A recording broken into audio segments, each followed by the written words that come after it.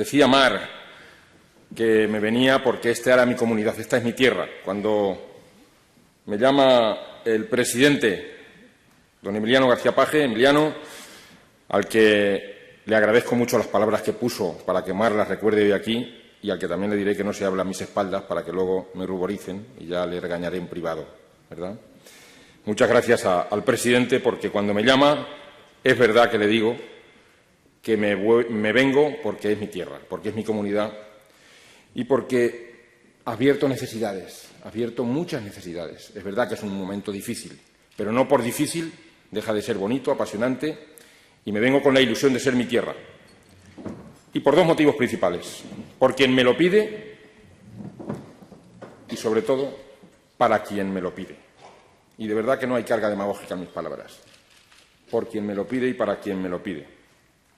Por lo tanto, ¿qué nos encontramos? Rápidamente hay que buscar equipos y nos encontramos con los primeros mimbres con los que cuento. Aquí me acompaña la directora gerenta, que fue la primera, Regina Leal, que fue la primera que me confesé diciendo a qué nos enfrentábamos. Tampoco le costó mucho decirme que sí, al contrario. Y con el resto de equipo, ¿qué nos encontramos? Nos ponemos a trabajar en que esta dificultad hay que transformarla en sistema. Hay que transformar el sistema en sistema de trabajo, en sistema de salud y, sobre todo, en un sistema sostenible. Nos encontramos una comunidad con un alto índice de paro, con una emigración juvenil importante, sobre todo para nuestra consejería, emigración de cerebro, emigración de conocimiento, que cuesta bien crearlo y ha costado muy poco perderlo, con grupos vulnerables muy afectados en una materia tan sensible como es la salud, con inequidad, con un recorte en sanidad en que la media de las comunidades autónomas, por un estudio hecho objetivamente por las cajas de ahorros, está cifrado en un 13% aproximadamente los recortes de los últimos años, de los últimos 4 años, está cifrado en un 12%, y nosotros venimos a una comunidad autónoma en la que el recorte ha sido el más alto de los últimos 4 años en sanidad, con un 21,2%. Eso es con lo que nos encontramos, con unos recortes en sanidad de un 21,2%. Como he dicho, con una fuga de profesionales importante, muchos de ellos fuera de España, con unas amenazas de privatización claras, con infraestructuras paradas, todas las infraestructuras paradas, sin mantenimiento o con muy poco mantenimiento y sin ninguna renovación tecnológica. Es verdad que el panorama, Mara, lo has descrito bien, porque hay que añadir los 80.000 kilómetros, los 35 centros de Cuenca para resolver lo mismo que Móstoles con 2, etcétera, etcétera. Panorama complicado. Y eso lo transformamos en sistema y decidimos que vamos a trabajar para 4 pilares básicos. Uno, relacionado con la sostenibilidad del sistema. Decía antes Juanjo en su presentación, y decía también Jorge, han coincidido en esto. Es importante que el sistema sea sostenible por los que nos siguen, por nuestros hijos. La responsabilidad social de una organización como la nuestra y de las organizaciones que se acercan a trabajar con nosotros es mantener el sistema que se haga sostenible para los que nos siguen. Un segundo pilar basado en las personas, en humanizar nuestro sistema. Un tercero que está dedicado a los profesionales y un cuarto que está dedicado al modelo. Para empezar por el primero, el de la sostenibilidad, yo utilizo una frase siempre que digo, para salir del hoyo, lo primero que hay que hacer es dejar de cavar. Y en ese dejar de cavar, lo primero que hay que hacer es empezar a manejar esas otras cosas que decía antes que nos hemos encontrado y que hacen que esto no sea sostenible. O es que encontrarnos con el cierre de consultorios pequeños o la potencialidad de cerrar urgencias en medios rurales, o el cierre de camas, o reducir el gasto, o recorte de personal, o la disminución de formación en pre y posgrado, las no inversiones, los copagos, la no transparencia, la no universalización de la asistencia. ¿Es sostenible un sistema que tiene como joya, como bandera, el Virgen de la Salud de Toledo, que solo tiene los profesionales? Porque les invito a que se den una vuelta por un hospital que ya me gustaría que aquellos que critican algunos sitios donde trabajan se diesen una vuelta por el Virgen de la Salud. Debemos trabajar para invertir absolutamente esta tendencia, entendiendo la sanidad como una inversión y no como un gasto. Y para ello, de las primeras cosas que hacemos es dedicarnos a revitalizar las grandes infraestructuras. Hospital de Toledo. La mayoría de gente me pregunta por la fecha de comienzo de obras. La fecha de comienzo de obras del Hospital de Toledo es lo menos importante. Perdónenme que sea tan agresivo en mi primera manifestación sobre el Hospital de Toledo. No es importante la fecha de comienzo, que es verdad que será en marzo. Pero es que ha habido muchas más cosas importantes. Ha habido que hacer un plan funcional nuevo. Hablando de nuevo con los profesionales. Bien lo sabe Diego Becerra, gerente actual de este complejo hospitalario. Hemos tenido que resolver todas las demandas que tenía esta infraestructura. Hemos tenido que resolver un plan funcional que no solo revitaliza, sino que agranda en estructura y agranda en funcionalidad lo que ya venía siendo. Por ejemplo, por decirles un detalle, la traumatología y la ortopedia se quedaban en el hospital de parapléjicos, no en el hospital nuevo. Bueno, pues esas cosas no se hacen de un día para otro. Por lo tanto, la fecha de comienzo, que aunque será en marzo, no es lo más preocupante. También hemos trabajado para iniciar las obras en el Hospital de Cuenca. Pero no es iniciar las obras, es la revisión del plan funcional, es hablar con las empresas, es intentar que retiren las demandas que tienen interpuestas, es que vuelvan a creer en nosotros para empezar, después de 4 años parados, para que empezar las obras. Es el Hospital de Albacete, en el que también hemos invertido ya suficiente tiempo como para que las obras empiecen en junio. Es el Hospital de Guadalajara, donde también empezarán las obras en junio. Es la redacción del Plan Funcional de Puerto Llano, que estaba sin hacer, con un compromiso político, pero sin desarrollar el plan funcional, con lo cual esos compromisos no los compro y estamos haciendo esto. También otro tipo de infraestructuras, hay infraestructuras medianas, como el Centro de Salud de Azuqueca, también pendiente de hacer, como el Centro de Salud de Llín, como el de Cifuentes, el de Balazote, bueno, en fin, varios centros de salud, el de Azucaica, y algo muy importante, la tecnología que no ha sido renovada. Nosotros disponemos de las mismas resonancias nucleares magnéticas que se compraron en el año 2002 con las transferencias, gestionando lo nuestro, como decía Juan José, con las mismas resonancias magnéticas que compramos en el 2002, sin renovación ninguna de alta tecnología. Y ahora nos toca renovar resonancias magnéticas que están obsoletas. Pero no solo eso, estamos haciendo un mapa de inversiones para hacer una verdadera revolución en las altas tecnologías. Mientras tanto, tenemos que hacer cosas. Hemos tenido que comprar un TAC para Hellín, hemos tenido que comprar un TAC para Valdepeñas, un nuevo TAC para Toledo. Estamos renovando todo el software de todas las resonancias nucleares magnéticas para que todas se conviertan en última generación. De todo tipo de mejoras, porque mientras pensamos en este mapa de tecnología hay que hacer cosas. Hemos abierto el 3,5% más de camas. Tenemos 5.800 más horas de quirófano. Tenemos casi el 1% más de consultas externas. Es decir, estamos explotando el sistema interno. Estamos queriendo dar el 100% de la actividad pública. En fin, añadiendo a las infraestructuras, otra situación para salir del hoyo es adecuar la cartera de servicios y la funcionalidad de las mismas, a través de 3 criterios. Hay que refortalecer, hay que volver a creer en los CDTs. Estamos llevando especialidades otra vez a los CDTs. Ahora, recientemente, empezamos con la ginecología en Puerto Llano, es un ejemplo, como también con la oncología en Tarancón. Hay varios ejemplos. Además de resolver los servicios de referencia importantes en los hospitales de las capitales. Y además, como decía antes, de optimizar los servicios públicos para tener la máxima actividad asistencial y dar respuesta a la demanda, que es muy importante dar respuesta a la demanda, y disminuir el tiempo de espera. Porque no es lo más importante, las personas que esperan como número. Son importantes por la persona, no por el número. A mí me da igual, seguramente al ciudadano también, si esperan 3.000 como si esperan 100.000. No es importante el número. Lo importante es que lo atendamos pronto. Es el tiempo que están. El número no es importante, pero trabajamos también para el número. De hecho, ya, aunque la subida de enero de listas de espera se produjo por la Navidad, ya este mes disminuyen 1.200 personas en lista de espera y lo que es más importante, disminuimos 10 días en las pruebas de media, 5 días en las consultas y 5 días en las listas de espera quirúrgica. ¿Por qué? Porque hemos hecho esa apertura de camas, esas más consultas y esas más horas de quirófano. Y además, muy importante, porque estamos trabajando para darle, dentro de la funcionalidad y la cartera de servicios, más capacidad a la atención primaria. En ese dar más capacidad se han producido en los últimos meses 32.000 derivaciones menos de la atención primaria a la atención hospitalaria, cosa que creo que es la mejor manera de ajustar la oferta a la demanda. En definitiva, es hacer un sistema más resiliente y más autosuficiente. Con eso nos hemos ido a presentar los presupuestos, a discutir los presupuestos. Gracias, consejero de Hacienda. Por cierto, no he saludado a los dos consejeros que me acompañan hoy aquí, consejera de Bienestar Social y consejero de Hacienda.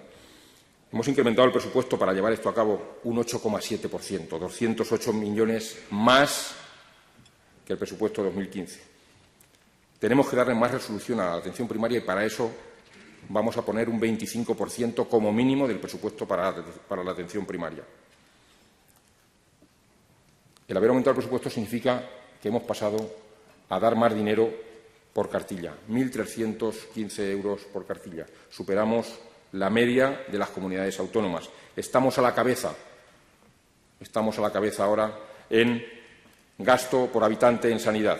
No estábamos a la cabeza y con este 8,7% vamos a ponernos en donde creo que nos merecemos o en el camino que nos merecemos.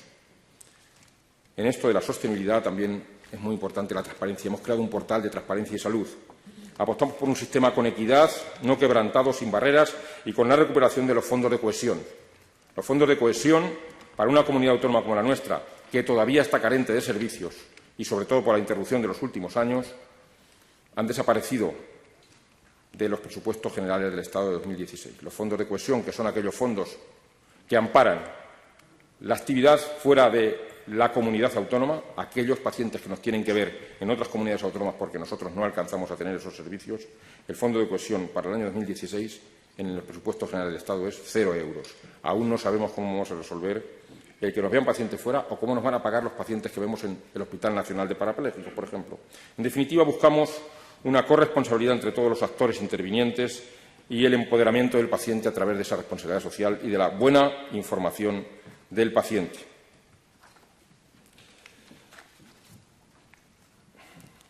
Tenemos que hacer una mayor inversión dentro de esta sostenibilidad, una mayor inversión en políticas de prevención de la enfermedad, de promoción de la salud y de hábitos saludables. Por ejemplo, con el aumento de las 16 pruebas para la detección de metabolopatías, la famosa prueba del salón, o, por ejemplo, con la mayor inversión en el programa de detección precoz de cáncer de mama o con la expansión a toda la comunidad de la detección precoz del cáncer colorectal.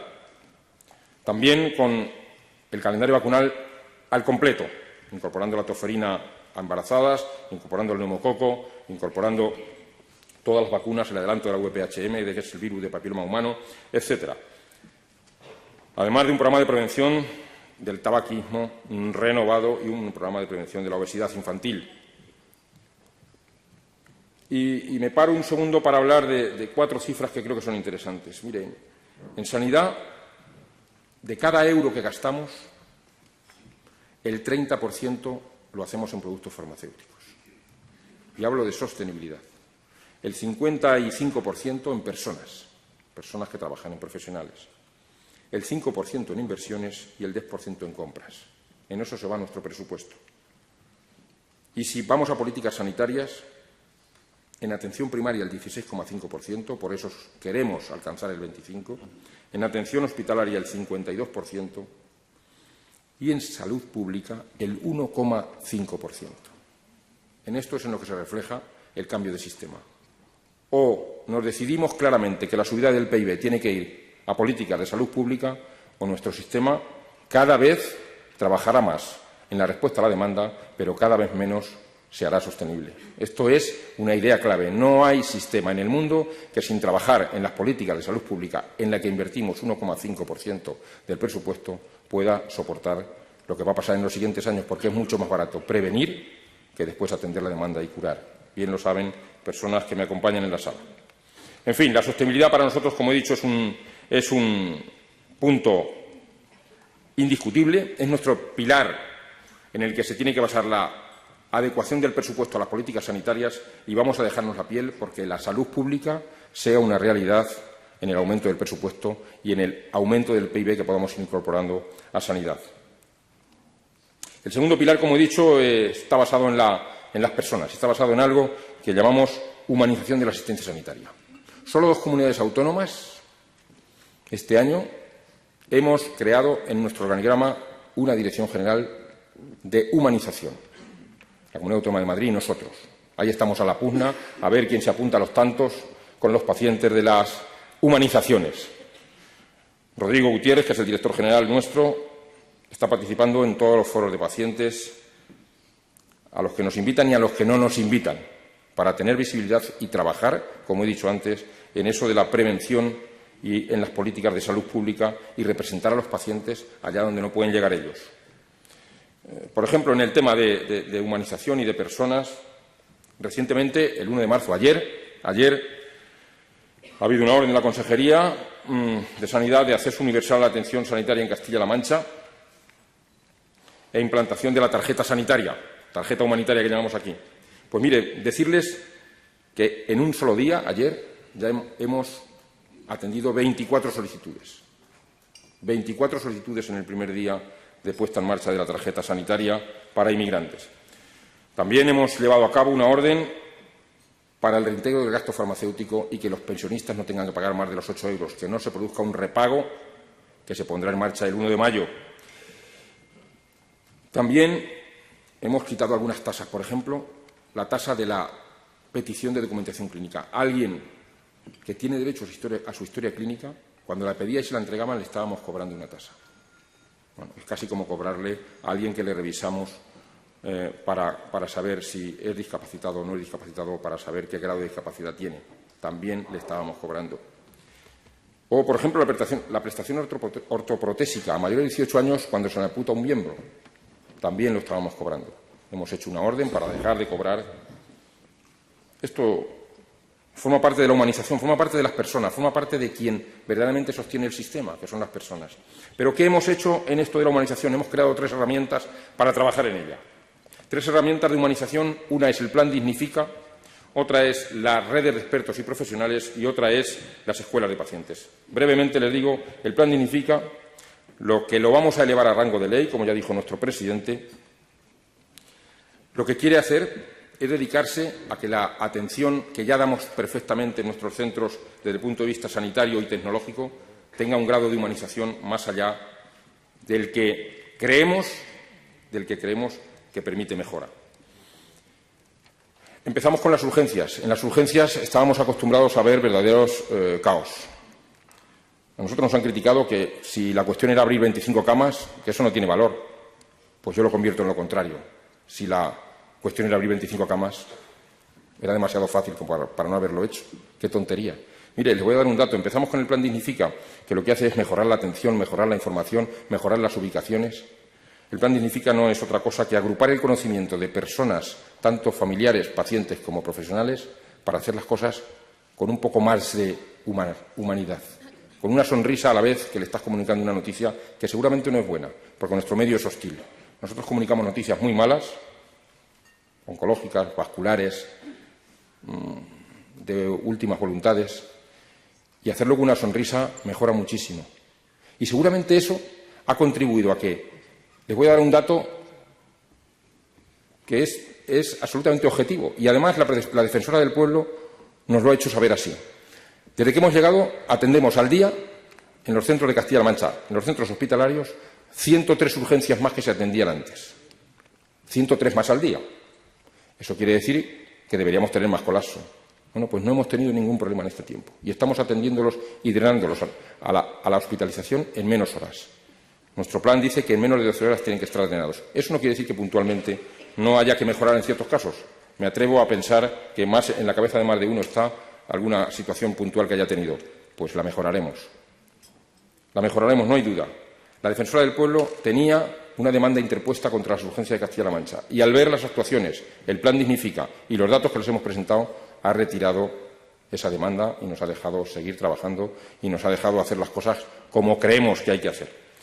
La segunda herramienta son las redes de expertos. Con las redes de expertos lo que hemos hecho es confiar en los profesionales y decirles, queremos estos 3 objetivos.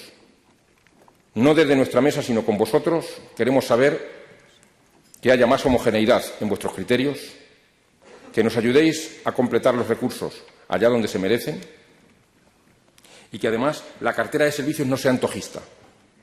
Es decir, ¿cuántos servicios de cirugía cardíaca tiene que haber en Castilla-La Mancha? Hombre, yo creo que la planificación, que la hacemos desde la Consejería, tiene mucho que decir. Pero hacerlo solos nos quita valor, nos quita todo el valor. Hay que hacerlo con ellos. Entonces hemos empezado a crear redes. La primera que hemos creado ha sido la de urgencias. Por cierto, redes, igual que el Dignifica va a tener su ley, la red ya tiene su orden, publicada en el Diario Oficial de Castilla-La Mancha. Una orden marco. Y a medida que se van creando las diferentes redes, tienen su propia orden. También tenemos ya la orden de la red de expertos de urgencias. Ya trabajan en esta red de expertos más de 400 personas, con un coordinador y con estos criterios básicos: homogeneidad para la toma de decisiones, recursos necesarios y cartera de servicios. No es lo mismo que nos digan los profesionales de urgencias, médicos y enfermeras, qué debemos poner en cada uno de los servicios, qué cartera hay que tener, cómo debemos atender, en cuánto tiempo, con qué vía clínica, cómo son las personas a las que atendemos, cómo lo tenemos que hacer. No es lo mismo que lo digan ellos a que lo digamos nosotros. Es mejor que lo digan ellos. También tenemos en marcha la red de expertos de patología mamaria, la red de expertos de seguridad del paciente, la red de expertos, muy importante, de cuidados paliativos para hacer nuestro plan estratégico. El plan estratégico de cuidados paliativos no lo vamos a hacer nosotros, lo va a hacer la red de expertos. Tenemos también la red de expertos de, como he dicho, seguridad del paciente y de educación para la salud. Y, por último, la tercera herramienta es las escuelas de pacientes. Escuelas de pacientes que, dirigido a las personas, lo que intentamos hacer es enseñar de igual a igual. Quien mejor te puede enseñar a vivir con la enfermedad es aquel que lo ha padecido. Queremos empezar con la primera escuela, que ya está en marcha. También va a tener su soporte normativo, la orden para ello. Además, este año es el año de la diabetes, según la Organización Mundial de la Salud. Vamos a empezar con la escuela de pacientes de diabetes. Lo más importante es cuando a un niño en una familia debuta con una diabetes u otras cosas de otro nivel, quien mejor le puede enseñar a vivir con la diabetes es otra familia que ya ha debutado.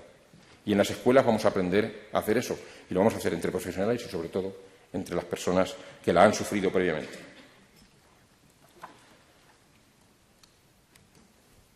Al final, lo que quiero decir con esta humanización y con estas tres herramientas, nuestra intención y nuestro lema, y en el que quiero que todo el mundo que trabaja al amparo de esta consejería tenga el siguiente lema: nosotros tenemos que tratar al enfermo y no a la enfermedad. La enfermedad es una consecuencia, pero a quien verdaderamente tenemos que tratar es al enfermo, que es el todo y de manera holística es el que se lo merece. No, es muy habitual, como bien ustedes seguramente por desgracia habrán tenido ocasión, y espero que la minoría, cuando te dan un diagnóstico fatal, por ejemplo, de oncología, se abre un mundo alrededor del diagnóstico fatal, que es quimioterapia, pérdida de pelo, qué me va a pasar, radioterapia, los niños, el trabajo. Al final, quien te está viendo se dirige a tratarte la enfermedad, a ver la supervivencia, a que los ciclos sean los mejores. Pero a veces se nos olvida que debajo de los ciclos, debajo de otras muchas cosas, está el que está sufriendo, y a ese es al que verdaderamente nos tenemos que dedicar. Por lo tanto, el lema es: tratemos al enfermo y no la enfermedad. Para ello, vamos también a trabajar en este sentido, y con ello termino este segundo pilar, en la creación de una ley de participación ciudadana donde nos enseñen a evaluar las tres herramientas: el plan Dignifica, las redes de expertos y las escuelas de pacientes. El tercer pilar, como he dicho, está dedicado a los profesionales a los que, sin más remedio, siempre que tengo ocasión y estoy en un lugar de estos, agradezco el trabajo, la dedicación, y además hay que premiarlos porque han sido los que han sostenido estos 4 años. Gracias a los profesionales, la crisis en sanidad ha llegado hasta donde ha llegado, que no es poco, pero podría haber sido peor, y gracias a ello no lo ha sido. Por lo tanto, se lo agradezco, y a todos aquellos que no estén aquí, por favor, las organizaciones sindicales que nos acompañan, a los que agradezco su visita y su compromiso, por favor, hacérselo llegar, que bien lo saben y lo merecen. ¿Pero qué tenemos que hacer con los profesionales? Pues hay que hacer varias cosas. Yo creo que hay que recuperar los derechos laborales, hay que recuperar la docencia pre y posgrado, hay que recuperar la investigación, hay que hacer un gran mapa de competencias a través de la formación continuada y, sobre todo, hay que hacer un plan de ordenación de los recursos humanos del Servicio de Salud de Castilla-La Mancha. Estamos ya con recuperaciones laborales. Ya el 1 de enero se empezaron a recuperar las 35 horas, que parece que el Gobierno nacional no está muy de acuerdo con nosotros, pero vamos, lucharemos, ¿verdad, consejero? Lucharemos para que no nos quiten este derecho. Se han readmitido interinos, se está devolviendo la paga extra, en fin, los derechos laborales los conocen muchos de la sala mejor que yo, porque verdaderamente son los que están negociando en las mesas. Y yo, al final, lo que hago es apoyar que ese negocio sea el adecuado.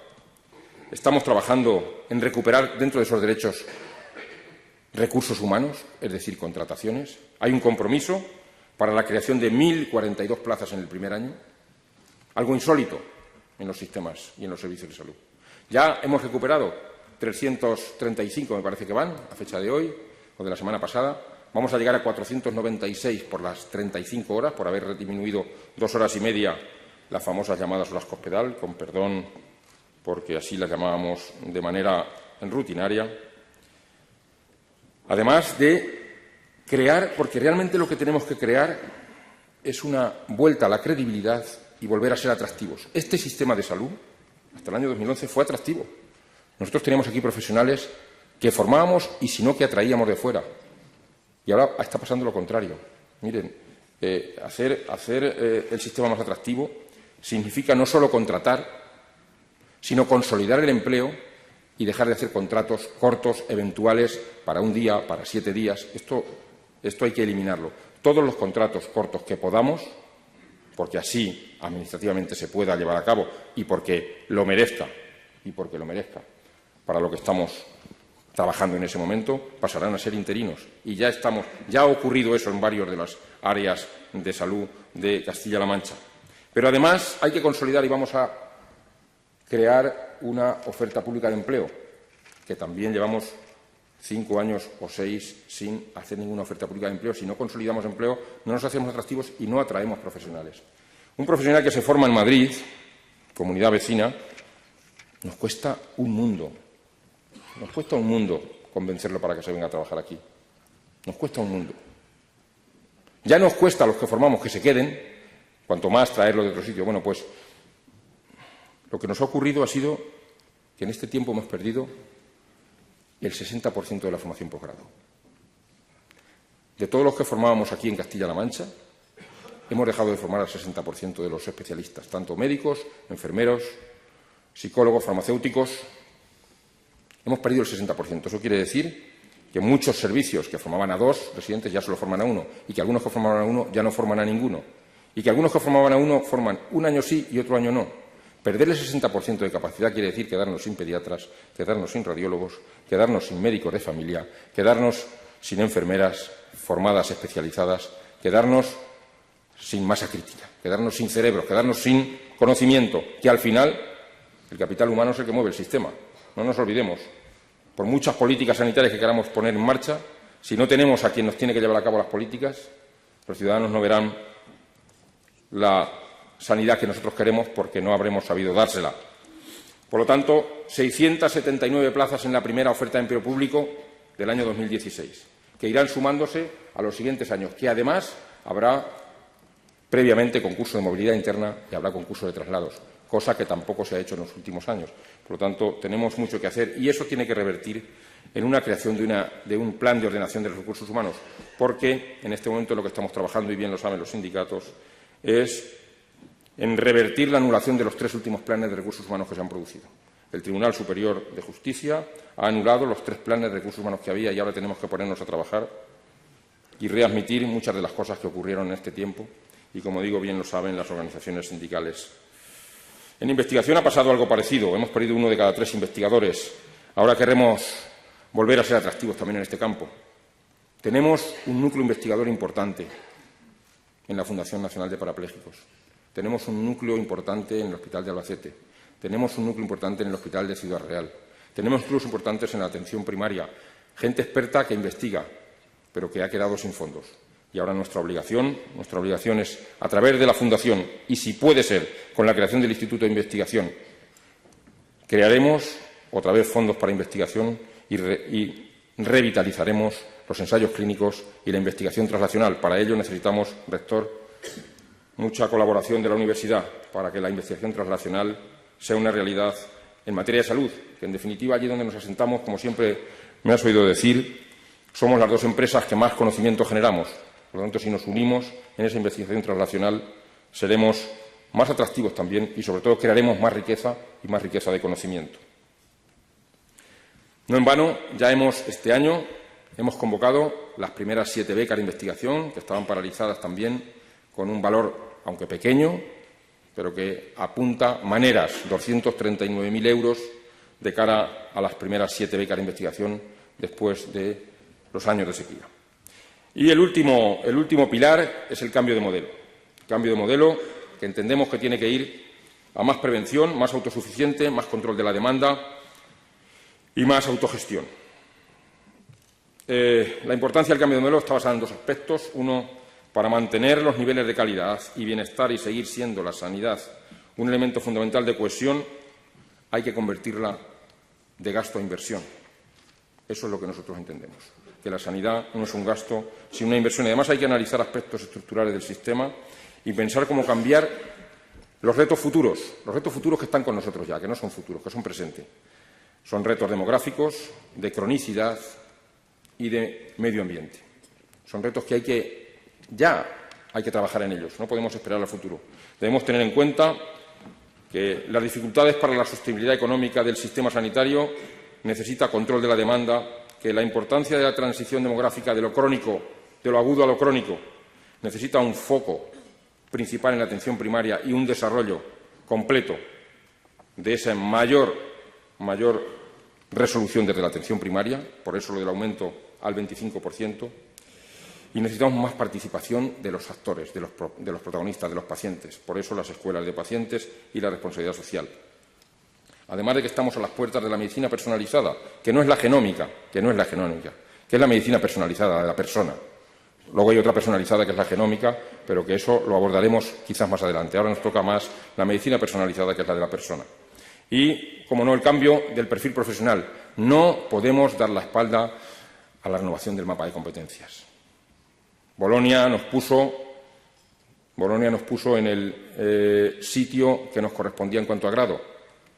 Y nosotros tenemos que dar respuesta. El mapa de competencias tiene que estar relacionado con las materias y las disciplinas en salud que formamos hoy en día. Para concluir, necesitamos un enfoque global e interdisciplinar. La salud pública, la promoción de la salud y la prevención de las enfermedades, el cuidado del medio ambiente y la seguridad alimentaria son aspectos que, a la vez que el refuerzo de la atención primaria, vitales en este contexto. Y, además, combinarla con planes o proyectos transversales. Miren, es importante trabajar en 2 líneas. Los proyectos o planes transversales que cruzan las organizaciones a modo de diente de tenedor y las herramientas que son verticales. En cuanto a los planes horizontales, transversales, les anuncio en los que ya estamos trabajando, algunos muy adelantados, otros en borrador y otros que forman parte de lo que se hará, de lo que se iniciará en el año 2016. Estamos trabajando en un plan de cuidados interniveles, en un plan de salud mental, en un plan de la cronicidad, en un plan de tiempos máximos de espera y calidad de las listas de espera, en un plan de seguridad alimentaria, en un plan de cuidados paliativos, en un plan de seguridad del paciente, en un plan de autocuidados y atención domiciliaria, en un plan integral de oncología, en un plan de diabetes, en un plan de salud ambiental, en un plan de riesgo cardiovascular, en un plan de obesidad infantil y en un plan de apoyo a la familia. Todo eso con unas cuantas herramientas. Una herramienta sobre gestión clínica. Vamos a tener nuestro propio decreto de gestión clínica en Castilla-La Mancha. Para eso ya hemos empezado a trabajar en talleres. Por ejemplo, con la Organización Médica Colegial hemos iniciado el primer taller. Y vamos a implantar en Castilla-La Mancha algo que no se ha hecho en ningún sitio, porque consideramos que hay que generar el conocimiento dentro. En las unidades de gestión clínica vamos a hacer una cátedra de gestión clínica que instalaremos en Talavera, en el Instituto de Ciencias de la Salud. Para ello también tendremos como colaborador al rector, a la Universidad nuestra de Castilla-La Mancha. Otra de las herramientas será el nuevo decreto de hospitales que pongamos en marcha. Tenemos un decreto de hospitales del año 87. Con eso nos estamos rigiendo.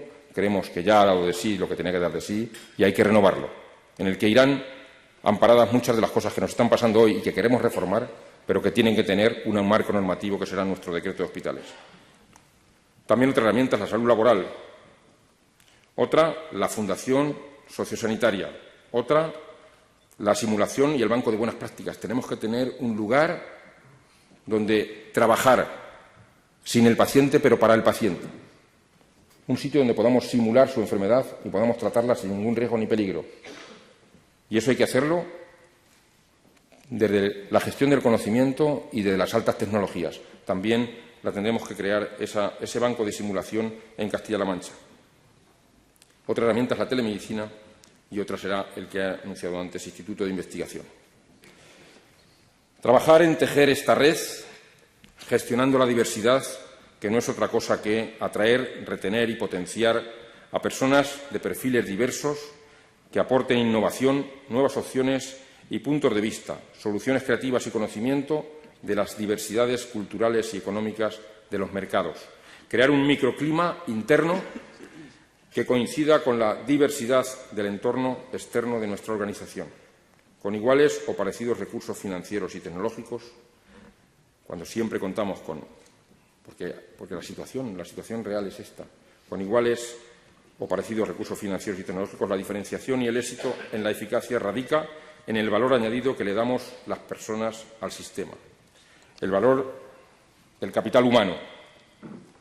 Por tanto, el objetivo final es la implementación efectiva y la integración plena dentro de nuestras praxis sanitarias de conceptos diversos como respeto, cercanía, proximidad, empatía, reconocimiento y garantía de los derechos, pero también profesionalidad, confianza, seguridad y cortesía y amabilidad en el trato personal y humano, que son tan necesarios cuando se trata de proteger y cuidar la salud de nuestro prójimo. El final de todo esto sería un cambio de modelo basado en las personas diversas, con más inversión, más prevención, más control de la demanda y más humanización. Muchas gracias.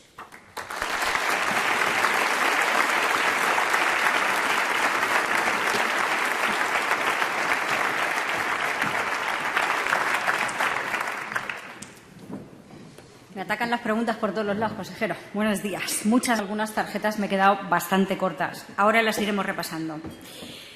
Bueno, empezamos por un agradecimiento. Alguien se dirige al consejero y le dice gracias por la orden, ahora diremos quién, gracias por la orden que entró en vigor ayer sobre la atención sanitaria a inmigrantes.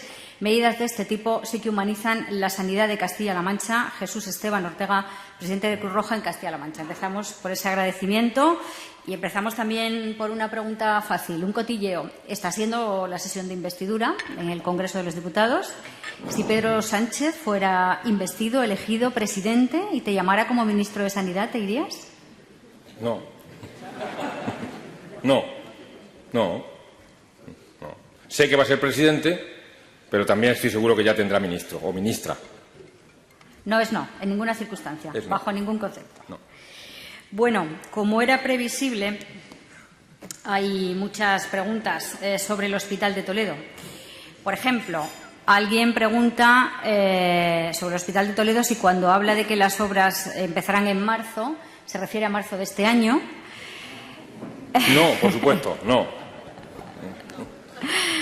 Y que el Virgen de la Salud se desploma, dice el consejero, que ¿cuándo van a empezar? ¿Qué quiere que conteste? Se la voy a ampliar. Vale. Le he preguntado a 4 consejeros con usted que cuándo empezaban y cuándo acababan las obras del Hospital de Toledo. La primera vez que empecé a preguntar por el Hospital de Toledo no usaba gafas todavía. 4 consejeros de Sanidad. 4 consejeros de Sanidad en la historia de la sanidad de Castilla-La Mancha. Pues mire, ¿se lo voy a tener que preguntar a un quinto cuándo empiezan y cuándo acaban las obras del nuevo Hospital de Toledo? A ver, mucho tiene que correr mi dimisión o mi cese para que no lo vea yo. Voy a tener la suerte de ser el consejero que abre las obras de Toledo. Lamento que los anteriores no lo hayan podido hacer. Sobre todo, si llevásemos estos últimos años de obras, ahora podríamos hablar de otra cosa. Pero bueno, en fin, empezarán en marzo. Ya he dicho antes que la fecha no la voy a fijar, porque fijar una fecha de tal día de marzo para no cumplirla, porque si es el día anterior o el día siguiente, es como si no lo hubiese cumplido, Pues no, pero será en marzo. Tenemos hablado con la Unión Temporal de Empresas que empezarían los primeros movimientos de tierra en el mes de marzo. De este año. Se ha hablado también de que la primera fase del hospital podría estar operativa para 2020, porque claro, es importante saber cuándo se empieza, pero también es importante saber cuándo se acaba. Aproximadamente. A ver, la estructura como obra terminará antes, ¿verdad? Pero una obra de estas características lleva consigo, aquí hay empresas constructoras y sobre todo proveedores que alimentan lo que viene después de la construcción, que es todo el montaje, que saben que conlleva tiempo.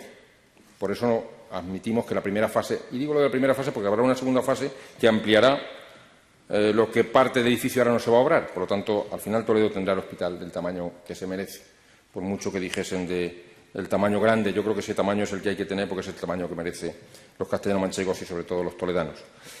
Porque es un hospital de referencia. Entonces, la primera fase creemos que terminará eso, hacia el 2020, porque tenemos algo que es importante. Hay servicios que no están en este momento en el Hospital de Toledo, que no es público en Toledo, como es la radioterapia, la oncología radioterápica, que solo los permisos posiblemente nos llevarán entre 9 y 11 meses. Y son permisos que no podemos empezar a tramitar hoy. Son permisos que hay que empezar a tramitar una vez que está hecho el búnker y está la máquina comprada, adquirida y revisada. Y eso, una vez que ocurre, son entre 9 y 11 meses. Por lo tanto, por eso decimos el año que decimos. Cuando yo no llevaba gafas, oí contar a un consejero que el Hospital de Toledo iba a costar 300 millones de euros. Cuando tomó posesión el anterior Gobierno, dijo que iba gastado el doble y solo se había levantado una tercera parte. Luego se modificó el proyecto y se habló de otra cantidad de dinero. ¿Me puede aclarar exactamente, por saberlo, cuando el hospital esté funcionando a pleno rendimiento, cuánto les habrá costado a los castellano-manchegos el nuevo Hospital de Toledo, aparte de 10 años? A fecha de hoy, a riesgo de equivocarme, yo creo que son 298 millones de euros. Más lo que ya llevábamos. Más lo que ya llevamos. Gastado. Sí, y sobre todo lo que hemos tenido que pagar de indemnizaciones, que han sido bastantes. El plan que, bueno, una de las preguntas es cuándo se va a presentar el plan funcional al Ayuntamiento de Toledo. Tengo entendido que se han incorporado modificaciones que les pidieron los profesionales, se han reunido con los profesionales para hacer cambios que se han incorporado al proyecto, pero no sé si se les han contado ya y creo que hay cierta inquietud entre los profesionales del hospital por conocer cuántas de sus sugerencias se han incorporado y cómo va a quedar definitivamente el nuevo hospital y ese plan funcional y cuándo va a estar. Muchos de ellos han formado parte de esta renovación que se ha hecho. A los que no han formado parte ya está aprobado el plan funcional, por lo tanto, lo tiene la Unión Temporal de Empresas para presentarlo para las licencias y el plan de ejecución definitivo, que por eso hablamos de fases, el plan de ejecución definitivo se tendrá en los siguientes meses cuando ya se haya iniciado la obra. Los profesionales ya pueden conocer cómo es el plan funcional definitivo. Y, de hecho, el gerente me tiene dicho que en breve hará diferentes comisiones para informar de cómo ha sido la renovación de ese plan funcional del de antes al de ahora. ¿Tiene claro si las modificaciones que han introducido para el proyecto del nuevo hospital conllevará la petición de nuevas licencias municipales al Ayuntamiento de Toledo? Claro, por eso hemos dicho que las licencias tendrán que hacerse por fases. Ya lo hemos dicho repetidamente, lo dijo la directora gerente, lo ha dicho, me parece, también el delegado de la Junta, claro que sí. Dos cosas más sobre el Hospital de Toledo y cambiamos de bloque. Hemos oído que hay preocupación en el Hospital de Toledo porque se ha detectado, antes se refería a ello, una fuga de profesionales, no solo la fuga de cerebros que se han formado, sino fuga de profesionales que estaban trabajando en el hospital y que se van a Madrid en busca de mejores sueldos, de más tecnología, de mejores infraestructuras. Mi pregunta es si esto lo ha detectado, si la Consejería tiene un plan para frenar la fuga, incluso para captar profesionales en otros hospitales, en otras comunidades autónomas y si es consciente de que esto está dejando algunos servicios bajo mínimos. Mire, no me preocuparía tanto si solamente fuese Toledo. Si fuese Toledo solo, pues bueno, atenderíamos un poco más de manera puntual Toledo. No, el problema de la fuga no es Toledo. Y la fuga no es que se estén yendo profesionales. Quiero matizar claramente.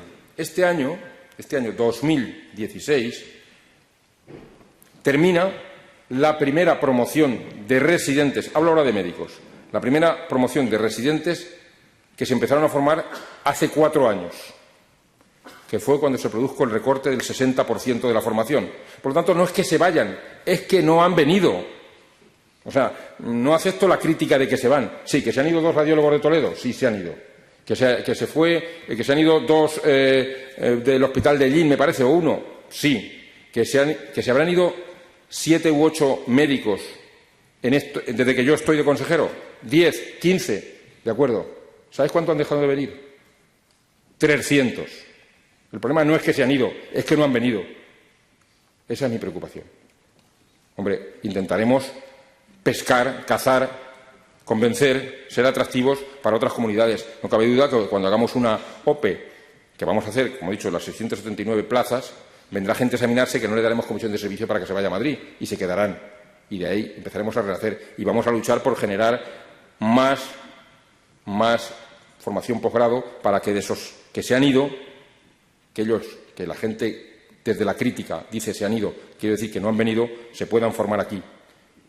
Y algo que dije no hace mucho, vamos junto con la Universidad de Castilla-La Mancha, que ya lo sabe el rector y además tenemos una reunión, me parece que la semana que viene, a hacer el Hospital Virgen de la Salud universitario para que pueda formarse más número de médicos en Castilla-La Mancha. Vamos a hacer todo lo posible porque haya más profesionales en Castilla-La Mancha de todos los que no han venido en estos 4 años. Sobre eso le iba a preguntar. Perdón por mi vehemencia, pero es que lo de que se han ido es que hay que decir las palabras como son. Sea cuando vehemente quiera, lo que sí le voy a pedir es que sea breve y sintético a fin de dar salida a las máximas preguntas posibles. Lo acaba de decir, le iba a preguntar, uno de los atractivos para un hospital y para los profesionales de un hospital es que sea universitario. Existe el compromiso de hacer universitario el de Toledo. Creo recordar que incluso he dicho que para el curso que viene, pero tengo entendido que estamos en marzo y de momento nadie sabe nada, a no ser que lo sepa el consejero. Y sí, hay gente que lo sabe, Y que está en esta sala, pero que no hace falta hacerlo público de quién lo sabe, sino solamente lo que hace falta es trabajar. Lo que hace falta es trabajar. Y trabajar para que el año que viene Toledo pueda albergar estudiantes en el Virgen de la Salud. Y eso es lo que vamos a hacer. ¿Su impresión es que lo será? Si no podemos el año que viene, será el siguiente, pero intentaremos que sea el año que viene. ¿Su impresión es que lo será? Sí. ¿Será hospital universitario? Sí. El año que viene. Sí. También, y con esto sí que acabo, el bloque de Toledo, que estamos en Toledo, compréndanlo los de fuera, y además Toledo es la tercera parte de la población regional de esta provincia. Hay sospechas, hay rumores en el hospital de que la Consejería o el SESCAM quiere externalizar los informes de algunas pruebas diagnósticas, por ejemplo, rayos. Es decir, la prueba se hace en el hospital, pero lo informa una empresa privada, por ejemplo, en Barcelona. Obviamente es algo que preocupa a los médicos porque, bueno, pues evita una comunicación con el que hace el informe, que muchas veces es fundamental para el tratamiento del paciente. ¿Esto es así? No es lo que más nos gusta, pero es una de las medidas que vamos a tomar, sí. No, es así. No es lo que más nos gusta. Nos gustaría disponer de los -7 radiólogos que tenemos en este momento en Toledo. ¿Qué ocurre? Nosotros lo que sí hacemos es, como he dicho en mi intervención, exprimir al máximo los recursos que tenemos. Entendemos que es mucho mejor contratar enfermeras, contratar técnicos de radiología para que se hagan las pruebas aquí, aunque las tengan que leer radiólogos de otro sitio, que no es ni más ni menos que una red virtual como tienen un montón de comunidades y como hemos tenido siempre aquí. No en vano le digo, el Hospital de Almansa, por ejemplo, que es público, está en este momento, o empieza la semana que viene, no me quiero arriesgar si está o va a empezar la semana que viene, a leer pruebas de otros hospitales de Castilla-La Mancha. Guadalajara, hospital público, ha estado leyendo pruebas de diagnóstico de otros hospitales de Castilla-La Mancha. Esto no es de ahora. Nosotros, ya en el 2005, 2006, 2007, hacíamos pruebas en un hospital y las leíamos en otro. Es verdad que la creación del conocimiento que se genera dentro del servicio, algo se pierde, no digo que no. Pero a veces lo obligado es, con los recursos que tienes, hacerlo de la mejor manera. Y esa es la manera que la queremos hacer. En el momento que tuviésemos radiólogos suficientes para no tener que leerlas en otro sitio, lo haríamos en Toledo. Y seguimos en la búsqueda, como he dicho antes. Uno de los compromisos de este consejero ha sido ampliar la cartera de servicios de los hospitales de Castilla-La Mancha. No sé si puede avanzarnos algo más en este sentido. A ver, la cartera de servicios, como he dicho antes, también la queremos agrandar, pero con el conocimiento y con la implicación de los profesionales. Por ejemplo, Toledo tendrá radioterapia y tendrá medicina nuclear. Por ejemplo, nosotros más que servicio lo que queremos es hacer unidades de referencia para que tener que desplazar el menor número posible de pacientes fuera de nuestra comunidad.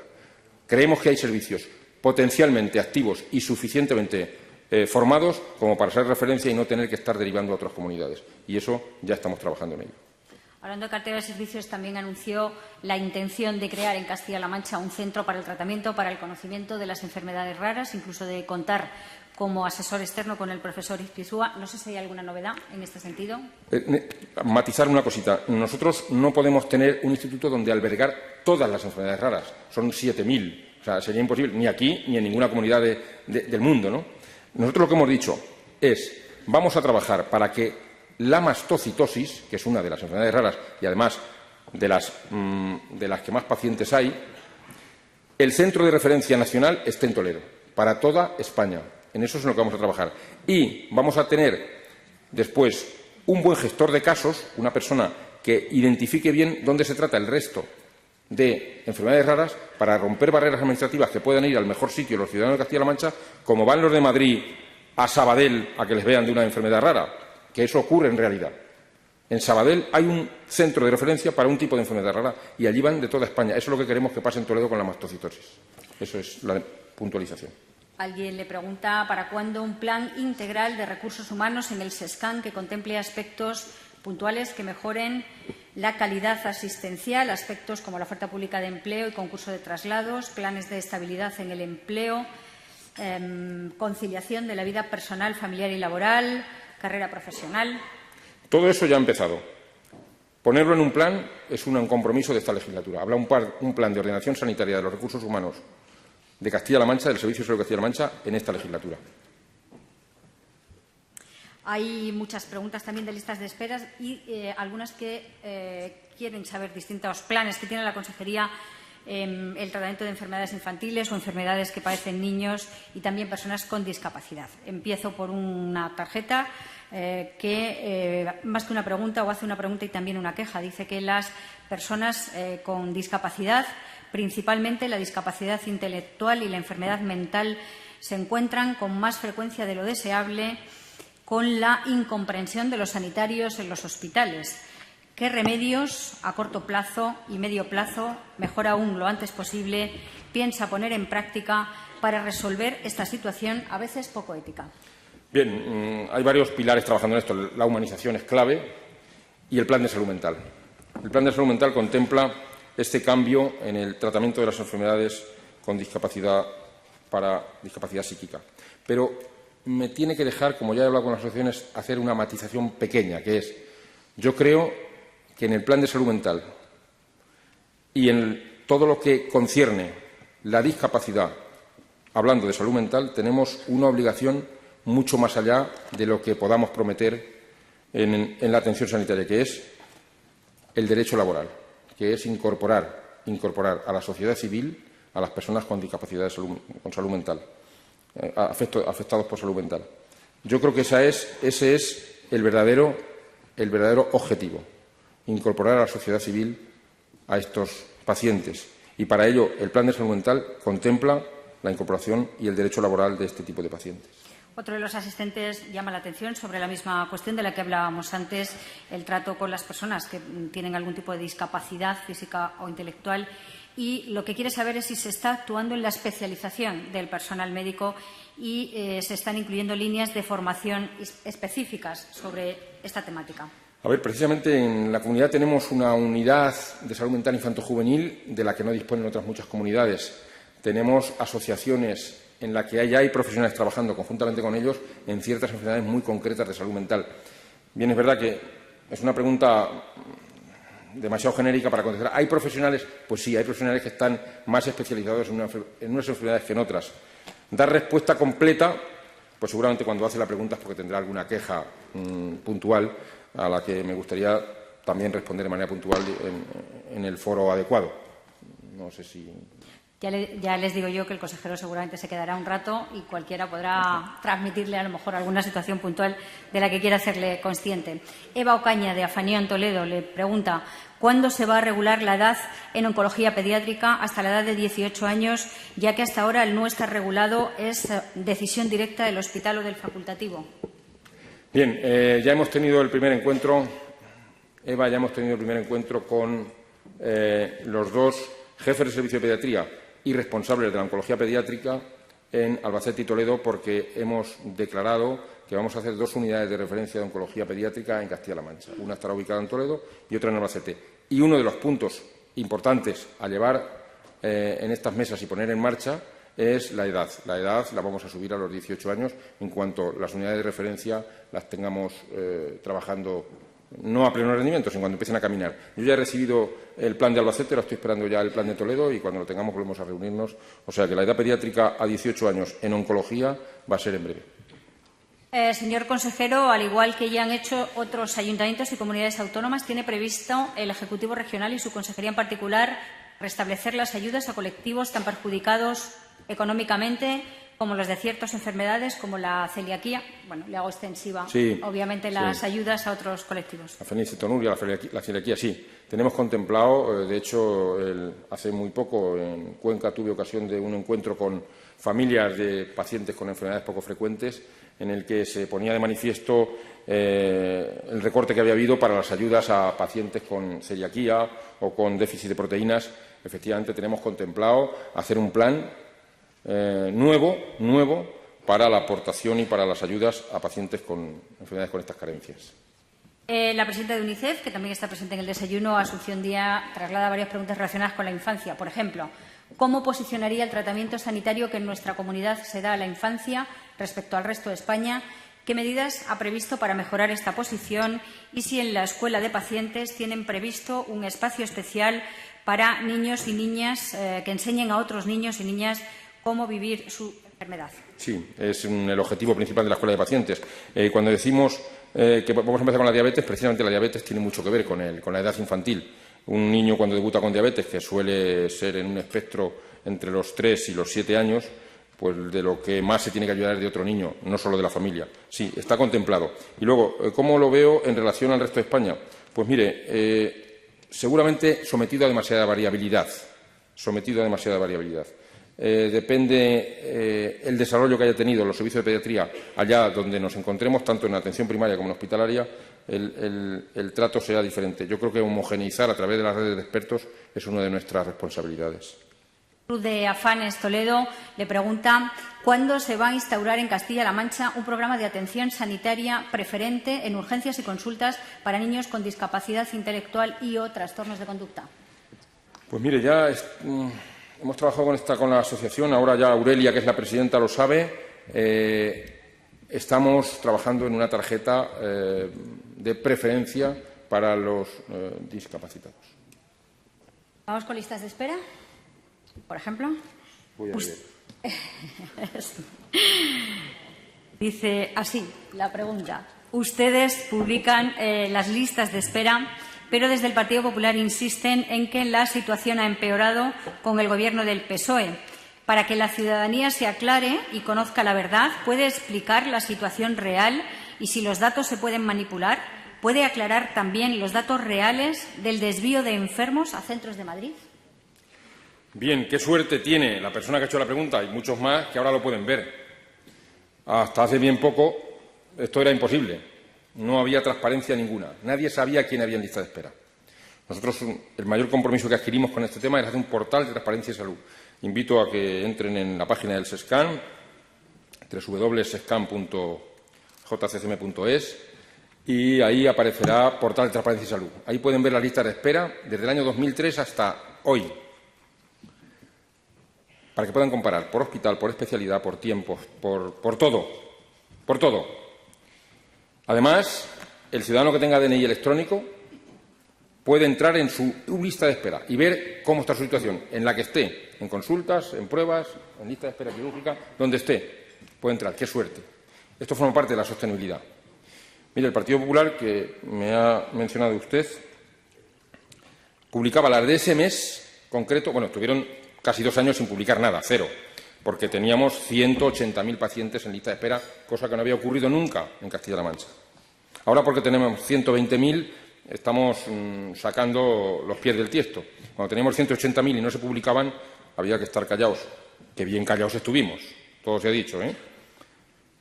Ahora pueden mirarlo. Ellos, después de no publicarlas, el Partido Popular empezó a publicarlas y publicaba las de ese mes y borraba las del mes anterior para no poder comparar. Por lo tanto, era imposible haber hecho esta pregunta hace unos cuantos meses.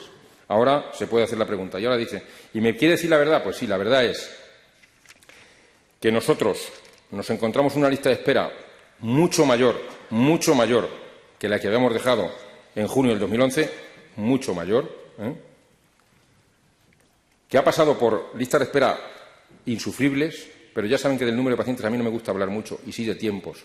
Y había pacientes por encima de 180 días en lista de espera quirúrgica incalculables. ¿Y qué hemos hecho? Pues mire, no hay que ponerse medallas en esto. Lo que hay que hacer es atender a la gente. Hemos intentado disminuir el tiempo y también las personas que esperan. Hoy, decía hace poco, ahora presentaremos las de febrero en el portal dentro de poco, se han disminuido 1000 y pico pacientes con respecto a enero. Porque en enero subieron, porque en Navidad, ahora, con el Partido Popular, en Madrid, en Navarra, en Cataluña, en Andalucía, suben porque en las Navidades no se programa. Vamos, esto no, les prometo que no hace falta ser consejero para saberlo. O sea, que ya me vine aprendida la lección cuando me subí a lo de consejero. En Navidad, las listas de espera suben en todos los hospitales del mundo, porque no se opera el día en los 15 días que hay de Navidad. Por lo tanto, si no se opera, si no se ven las mismas consultas, si no se ven las pruebas, tienen que subir. No obstante, hemos sido criticados por eso. Pues miren, me defiendo de la crítica, porque hemos subido un 2,7% en enero con respecto a diciembre. El año pasado subieron un 5,8%. Y yo no me gusta jugar con estas cifras y no las digo, pero cuando me comprometen las digo. Hemos subido el 2,7%. Y el año pasado subió el 5,6%. De enero a este mes vamos a bajar 1000 y pico pacientes. Pero no es lo importante los 1000 y pico. Lo he dicho antes. Vamos a bajar 10 días en la espera de pruebas, 5 días en la espera de consultas y 5 días en la espera quirúrgica. Para mí eso es lo importante. La cifra pierde valor. Pierde valor. Es más pequeña, ya lo he dicho, 1000 y pico. Pero no es lo que más me preocupa. Me preocupa que esperen 10 días menos, no que haya 3000. ¿Qué más da que haya más o menos si lo que hay que hacer es que esperen menos? Explicó, si no recuerdo mal, que las listas de espera habían subido en verano, aparte de por ser verano, que es comprensible, porque se habían denunciado todos los convenios que Castilla-La Mancha tenía privado con centros de Madrid. Es decir, ¿la sanidad de Castilla-La Mancha se apoyaba cuando necesitaba la sanidad privada en los centros de Madrid o de otras comunidades y no en los de Castilla-La Mancha? Rotundamente sí. Hicieron un plan de choque, me parece que en el 2014, de 14 millones o 15 millones de euros y todo fue para hacer derivaciones a los hospitales de Madrid, principalmente, y algo de Valencia. Nosotros, a la llegada, nos costó 1 o 2 meses, denunciamos todos los convenios singulares que había con la Clínica de Madrid. En este momento no tenemos ninguno. ¿Hay alguna razón médica o técnica que explique que esos 14 millones se fueron a centros de Valencia y de Madrid a contratar, supongo? Yo la desconozco, porque nosotros tenemos hospitales, clínicas privadas en Castilla-La Mancha que pueden dar esa respuesta perfectamente. De hecho, hombre, no me gusta hacer la señal, pero que hablen con las familias de los niños de Albacete, Cuenca y algunos de Ciudad Real que derivaron a una clínica de Madrid y que después nos hemos tenido que operar nosotros a la llegada. El compromiso de este Gobierno, si necesita apoyarse en la sanidad privada porque los recursos públicos no sean suficientes, es contar siempre con médicos en Castilla-La Mancha, que el dinero de los castellano-manchegos se quede en Castilla-La Mancha. Es contar con clínicas que paguen sus impuestos en Castilla-La Mancha y contraten personas de Castilla-La Mancha. Y hay clínicas en Castilla-La Mancha que ya lo hacen. Más de una. Y más de una firma. Y eso es lo que vamos a hacer. Va a ser muy necesario apoyarse en la sanidad privada. Se lo digo porque el Partido Popular suele decir que están creciendo mucho las derivaciones a la sanidad privada y que bajo su gestión, bajo esta Consejería de Sanidad, el sistema público de salud va a atender a menos gente y va a ser necesario derivar más a la sanidad privada. Va a ser puntualmente necesario. De hecho, en los presupuestos se ha bajado los presupuestos en derivaciones a centros privados. Bueno, otra sobre listas de espera. Puede volver a beber porque está... Agua. No le va a gustar. No le va a gustar. Vamos. Se dice que la justicia tardía no es justicia. Creo que también se puede aplicar a la sanidad, con el agravante de que además puede tener consecuencias irreparables. Ayer fui a pedir cita para una ecografía y me dicen que están cerradas las citas para todo el año 2016. Creo que en este momento la sanidad de Castilla-La Mancha es de las peores de España.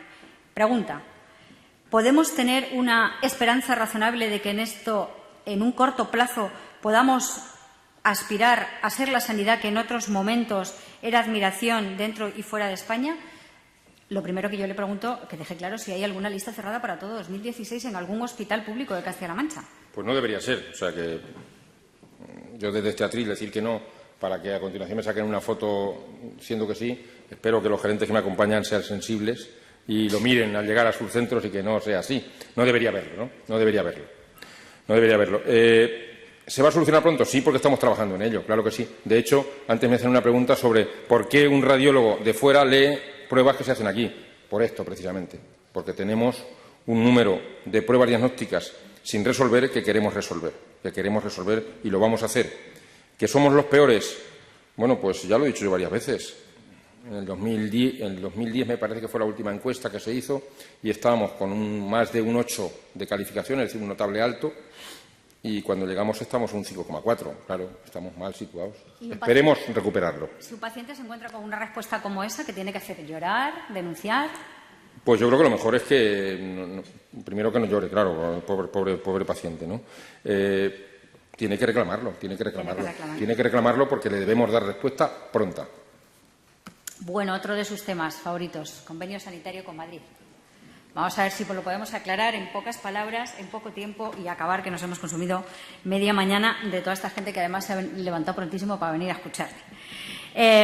¿Cuál es exactamente la situación del convenio sanitario con Madrid, tanto en lo que respecta a la provincia de Guadalajara como en la de Toledo? ¿Cuánto nos cuesta? ¿Y cuántos contratos cree que han hecho en los hospitales de Parla y Aranjuez para los 17.000 toledanos que se han apuntado a ese convenio para ser atendidos en esos hospitales? Empezando por lo último, que es lo más fácil, ninguno. Ninguno por los 17.000. No sé cuántos contratos habrán hecho. Y tampoco sé los que querrían hacer, porque los 17.000 no han ido a los hospitales de Madrid aún. ¿Cómo está el convenio de Madrid? Pues mire, sigue en revisión, como siempre hemos dicho. El convenio de Madrid aún no he entendido, seguramente no lo voy a entender nunca, cómo se hace un convenio con una comunidad para dos situaciones tan diferentes, como es la provincia de Guadalajara y como es el norte de Toledo. El Convenio de Madrid para la provincia de Guadalajara alberga la situación de aquellas especialidades que no están en el Hospital de Guadalajara, 6 en concreto, por ejemplo, medicina nuclear, serán atendidas en los hospitales de Madrid, que son La Paz, Ramón y Cajal y Puerta de Hierro. Entendemos que es adecuado. Algo que no podemos dar respuesta en Castilla-La Mancha, Guadalajara, que pase por la Puerta de Madrid y tenga que ir a Albacete, que se quede en Madrid. Perfecto. Ya nos pasa también eso con Ciudad Real, por ejemplo. En Ciudad Real surge una patología que no podemos atender en Ciudad Real ni en Castilla-La Mancha y lo mandamos al 12 de octubre. Por lo tanto, nada nuevo. ¿Qué diferencia hay? Que hicieron este convenio para que, al contrario que en Ciudad Real, que lo paga el Fondo de Cohesión Nacional, para los pacientes de Guadalajara pagamos, además del Fondo de Cohesión, según el convenio. Y estamos pagando. ¿Y por qué pagamos en Madrid lo que no pagamos a ninguna otra comunidad autónoma? Ahora le respondo eso. Voy por orden para aclarar. Ahora voy por orden. Por lo tanto, aceptamos lo de Guadalajara. No estamos de acuerdo con ese repago, pero lo aceptamos en beneficio de los pacientes. De hecho, me reclaman cada día. ¿Han interrumpido el convenio con Madrid? No es cierto. Estamos revisándolo. De hecho, a fecha de la semana pasada, al amparo del convenio de Madrid, ya se han atendido en este año 2.500 pacientes de Guadalajara, de esas 6 especialidades. Por lo tanto, no está nada interrumpido. Y no lo queremos interrumpir. Queremos que sigan viéndose los pacientes de Guadalajara en Madrid. Vamos a luchar porque no sea pagando doblemente. Pero eso estamos en la lucha, estamos en la revisión. Guadalajara. Norte de Toledo, totalmente diferente. Ahí dicen, en el convenio, anótese en una base de datos, que por cierto es una base de datos sin ningún rigor. Y sin base y sin datos. Sin base y sin datos, sin ningún rigor. Potencialmente 126.000 ciudadanos. Al final, 17.000. Esos 126.000 pensaban tener una recaudación de 64 millones de euros. Si hubiese sido así, no sé cómo habíamos pagado otras cosas en Castilla-La Mancha. Por ejemplo, no sé cómo empezaríamos a hacer las obras e infraestructuras que yo he dicho aquí. Dicen, se anotan y por cada uno que se anota, sea visto o no, pagarán 402 euros cada año. Nosotros estamos revisando ese convenio para decirle a Madrid, ¿esos 17.000 dónde van a ser vistos? Pues van a ser vistos en el Hospital de Parla y en el de Aranjuez. que no son ni el Ramón y Cajal, ni el Piramidón, perdón, ni el Ramón y Cajal, que es el Piramidón, ni La Paz, ni el Puerta de Hierro. Son hospitales muy dignos, pero que tienen las especialidades básicas. Por ejemplo, no tienen neurocirugía, no tienen nuclear, no tienen radioterapia, no tienen radiología vascular, no tienen especialidades, perdonen la expresión, de las caras. Tienen las básicas, tienen ginecología, tienen cirugía, es decir, van a solucionar problemas básicos y, por cierto, los más baratos. ¿Qué pasa si un paciente de esos 17.000 que se han anotado va a Parla y tiene un traumatismo craneal con una hemorragia subaracnoidea? Le dicen, como no le podemos atender, usted no tiene derecho al Ramón y Cajal porque usted es de Toledo. Usted en el convenio tiene derecho a Parla y a Aranjuez. Y como aquí no tenemos, ahora se vuelve usted a Toledo. Hombre, yo creo que cuando menos discutible, pero aún peor, a un paciente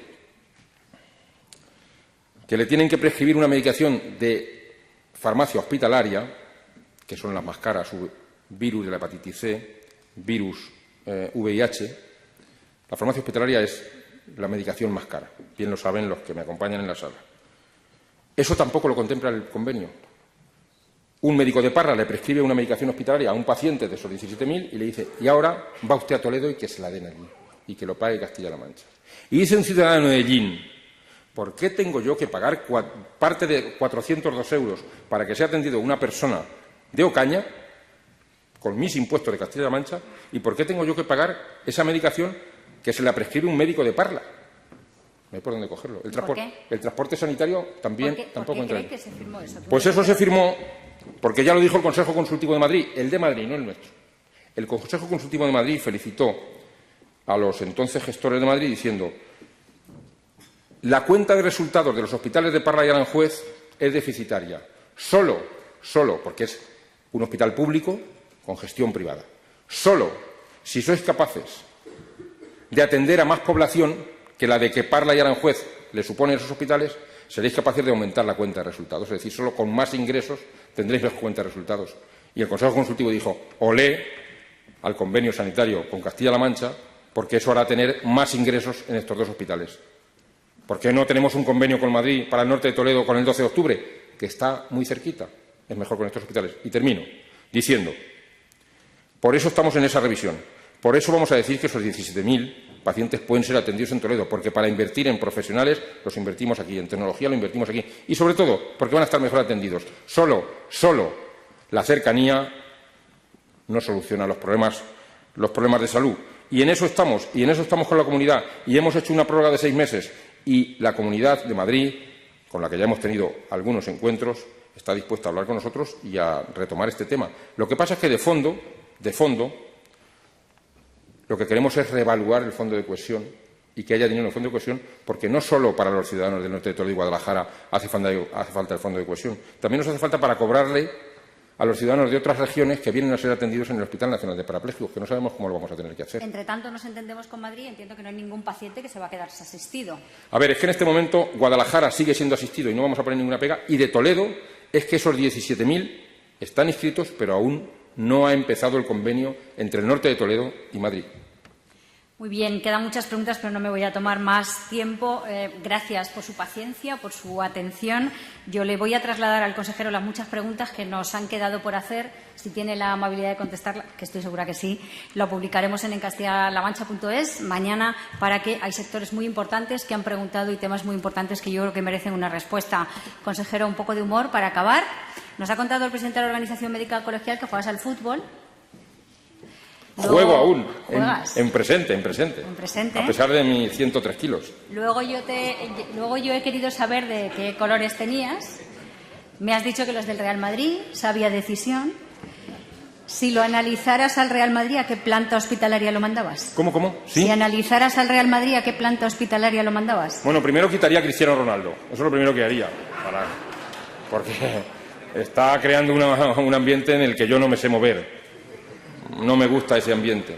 Y ya sin Cristiano Ronaldo, pues hombre, yo creo que lo mejor sería pasarlo por urgencias y coger a unos cuantos especialistas de varias especialidades y repasar a otros cuantos y que nos dejasen algo, que pagasen el convenio con Toledo, que lo pagasen ellos, ¿verdad? Muy bien. que tienen Gracias, dinero. consejero. Un placer, suerte y ánimo en la tarea que ya hemos dicho que es grande. Muy bien. Y a ustedes, de verdad, muchísimas gracias por acompañarnos. Gracias a Buenos días. todos. Gracias.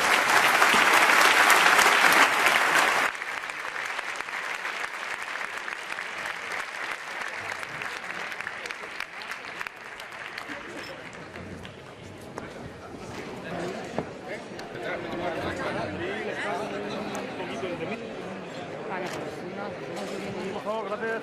¿Cómo? Aquí, voy a mirar.